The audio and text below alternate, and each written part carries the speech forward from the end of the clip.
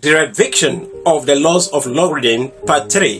And this has to do with what the derivation of the third law of what logarithm. The third law of what logarithm. Speaking theoretically, the third law of logarithm states that the logarithm of the n power of what a number to a particular base, say the log of a raised to power n to base what m, is defined as the product of what the power that is n times what the log of a to base what m.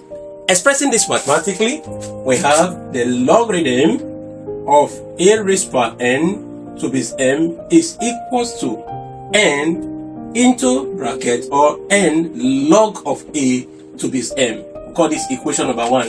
This is what we call the third law of what logarithm. The third what law of logarithm. Let me call it equation number 3, since we are talking about what the third law of what logarithm. So our task in this particular word addiction is to see to the derivation of this particular law. In other words, how the law actually originated, talking about what the formula. To do this, we shall say let what the log of what a to base m, let it be what x, let it be x. Now, going by the definition of what logarithm, we can reinterpret this particular word expression without the inclusion of what the log.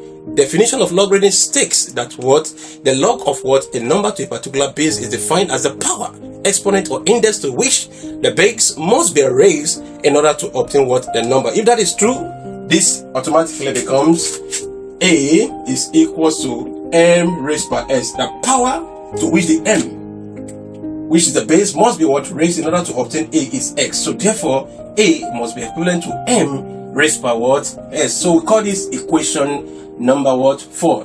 Don't forget that what in this what equation we have what an expression which is the n power of the number known as what a raised by n. So if a is equivalent to m raised by s, therefore a raised by n becomes what now? In the place of what a, I will have m raised by x, right, times what? Our natural power, which is what n, times what n. So going by one of the laws of what indices, which I did a thorough what series on, did a thorough derivation on, and just concluded what derivation of what the laws of what indices. One of the laws says that what m raised by s includes the bracket raised by n is as good as m raised by x times n, giving us what m raised by xn. So applying such what knowledge to this, we have a raised by n is equals to m raised by x times what n will give us what n what x, and I will call this equation what number what 5. Now let us go back to the definition of logarithm that I give not quite long and see to the inclusion of it to this particular expression. It is defined as what the power to which the base must be raised in order to obtain the number. If that is true, so let us what attach log to this now. Therefore, the log of what a raised by n is equals to what? Are you there? M what? The log of what a raised by what n can therefore be defined as what? Log a raised by m to base what m must produce what nx. Yes, it is right. Log a raised by n to base m must be equals to what n what x. Let's call this equation what number 6. Now what does this s represent? Of course, it represents the log of what a to base m.